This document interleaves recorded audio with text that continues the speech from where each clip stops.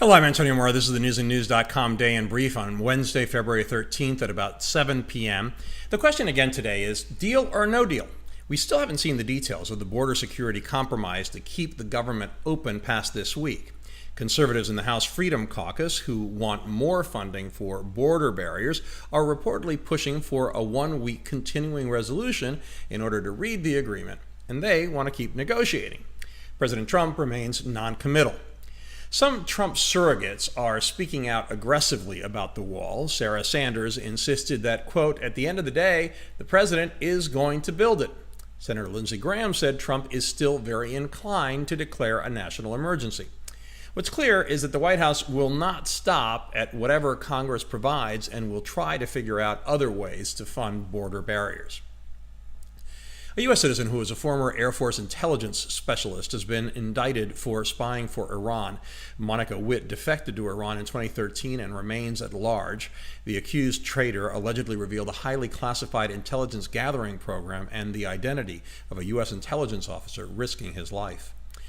A U.S.-sponsored conference on combating the threat posed by Iran showed signs of the warming of ties between Israel and some Arab countries.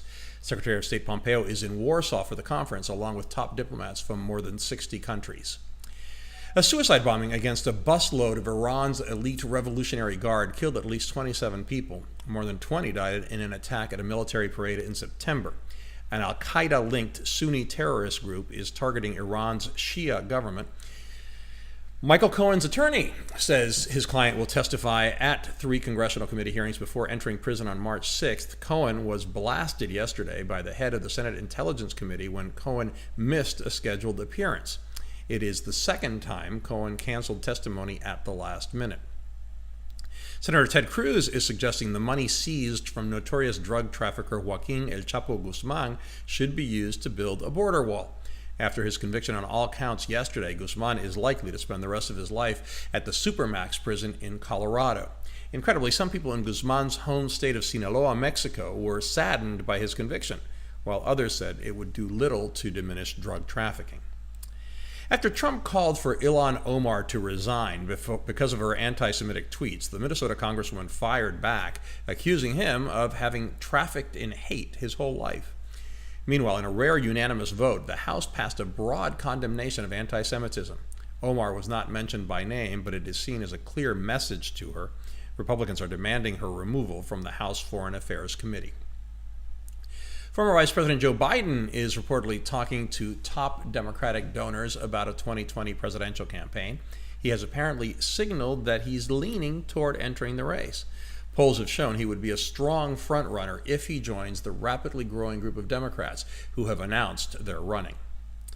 Michael Bloomberg cares so much about denying Trump a second term that he is willing to spend a minimum of $500 million to oppose him in the 2020 election.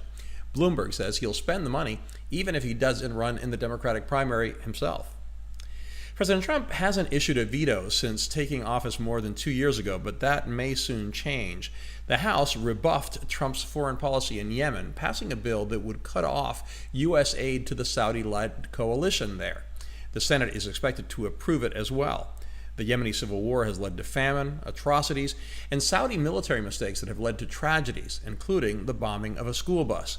But the U.S. needs to proceed with care. The war was triggered by Iranian-backed rebels who overthrew Yemen's attempt at a democratic government, a government the Saudis and the U.S. support. Spain's prime minister will call for a new general election after his Socialist Party's budget for 2019 was rejected. He has faced large protests in recent weeks.